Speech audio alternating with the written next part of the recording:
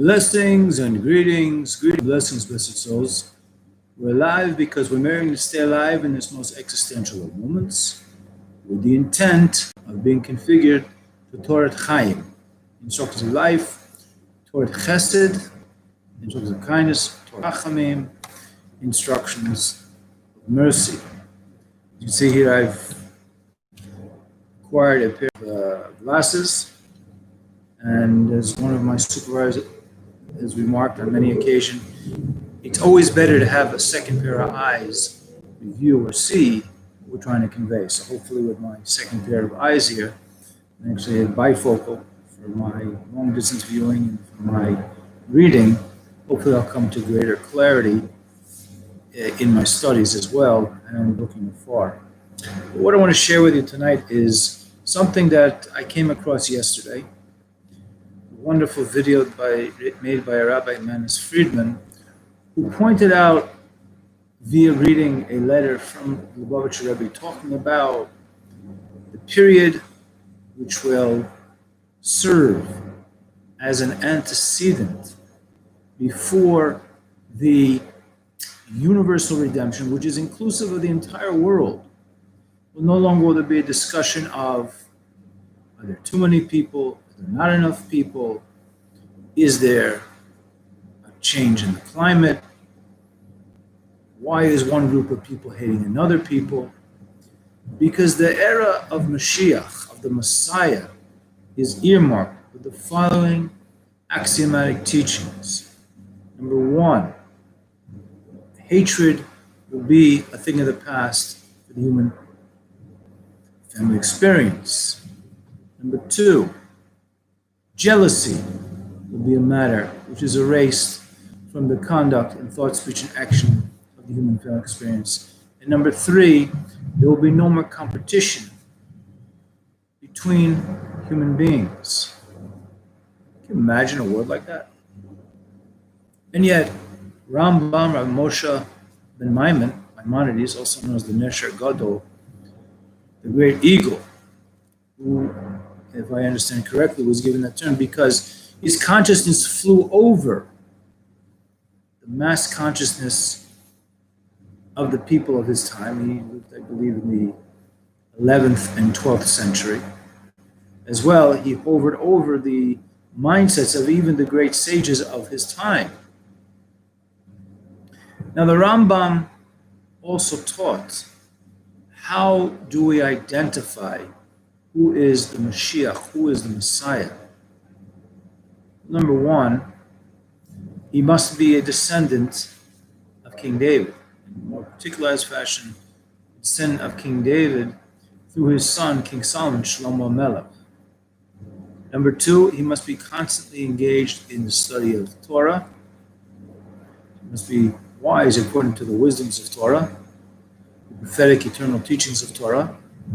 Number three, he must have the ability to restore the breaches in the observance of the Torah within the nation of Israel, which I think there's an asterisk connected to that teaching, that he will instruct the nations of the world, the children of Noah, the entire human family experience, the way to go about to keep the mitzvahs that have been designated from the divine wisdom of the Creator, kindness and mercies, in order the world be a settled place. And you should also have to gather in the nation of Israel from the four corners of the globe, those of the living members of the nation of Israel. And at which point he must lead in the rebuilding of the temple. Therefore, it can be assumed without any doubt that this person is the Lion of Judah, that so many perspectives have had about who is the Messiah, the Mashiach.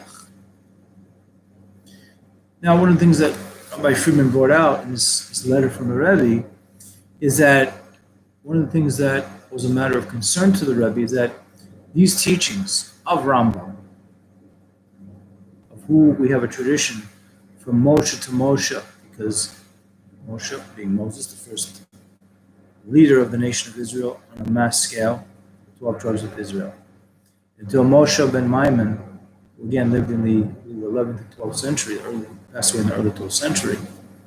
There was never one again like the mighty Levi prophet. There was never again anyone the ability and the wisdom and the practical implementation of Torah teachings like Rambam. And Rambam is also acknowledged for his epic work, Mishnah Torah. Some laid down criticism before him in his generation, after, and later generations. And he also wrote something called Mar Nevuchim, the Guide to the Perplexed. In his days, there were many people venturing out into the wisdoms of the nations, and he wrote a book to try to reel them back in, not to invalidate the wisdom of the nations, but to show a compare and contrast viewpoint. As the Rambam taught, I believe it was in the Guide to the Perplexed, accept the truth wherever it may come from.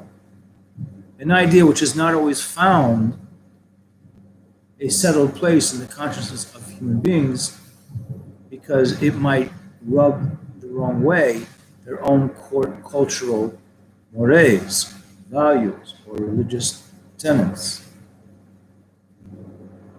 So the Rebbe pointed out, as brought down by Rabbi Friedman, was that what surprised and concerned the Rebbe is that many people who knew the Rambam's basic tenets according to the laws of Israel, Eish Das Lamo, set down a template according to the tradition of Israel in written and oral tradition of what must be for the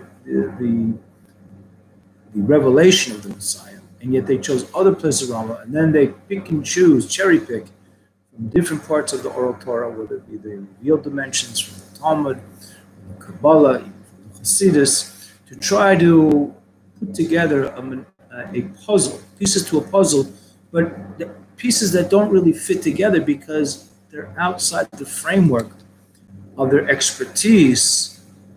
When they're saying they have a perspective that differs from Rambam, citing other sages who the Rambam was quite acutely aware of, stated what they stated, and therefore say things, and are saying things even today to try to interpret this event and that event according to their own spin on matters.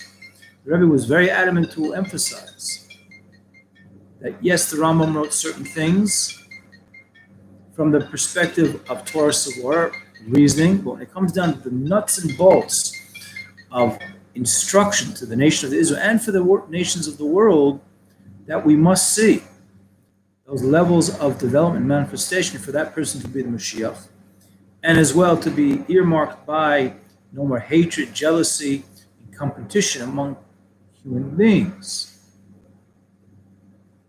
So I know it is so tempting today for people to try to interpret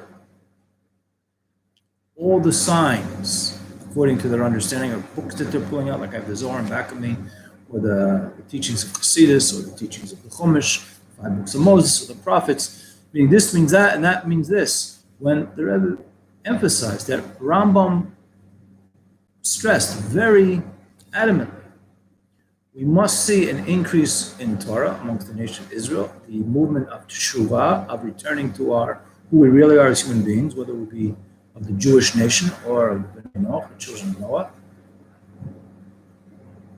And it's not based on a political system. It's not based on an economic system. It's not based on technological development, but rather going back to Creator. Okay, some might say this is being ethnocentric, but we're going to be centric in the fashion that we do believe in the eternal teachings of the Torah, and this will be our guiding principle. I recently heard someone say, given the choice between being an optimist and a pessimist, they'd rather be a pessimist because by being a pessimist, they avoid the disappointment of actually being disappointed and rather be pleasantly surprised when their pessimism has actually given way to some sort of positive manifestation within the creation. But from the teachings of Torah,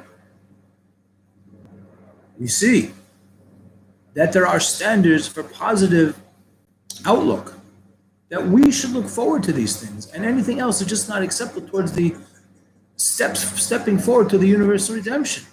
So in this very moment, it's now 8:41 here on the East Coast, and The Golan Heights section of Crown Heights here on Turtle Island, aka Unified Soul Actualization.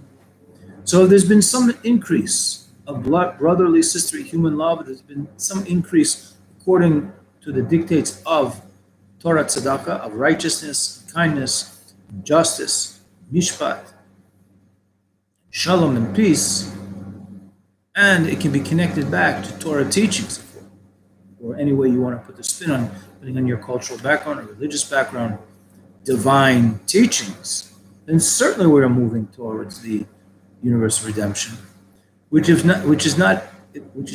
not predicated by an active conscious effort to strengthen ourselves in what we understand and what has been passed down to us as a tradition of divine teachings, will transpire anyway with the span of time. Each day we're getting closer to the actualization of human potential, of inanimate potential, of plant-like potential, of animal potential, last but not least, how much more so, human potential. So, this is Four-Eyed Don, wishing everyone a wonderful night or a good morning, wherever you may be in the world. And to remind everyone, we've all got to be good. Now, I'll start with myself. I've got to be good. You've got to be good. We've all got to be good. Because the Teva Tov Laheti, which is nature to do good and creator, waits ever so patiently for all of us to activate that goodness, hopefully in a manner of Darki Nom, Darki Shalom, in a pleasant, peaceful way. You know, my daughter said to me in a very flippant way, Abba, Father, you look like Harry Potter with these glasses. I said, don't call me Harry Potter. Either call me Don Potter or Harry Goodman. Just a little Jewish stick at the end. Take care, everyone.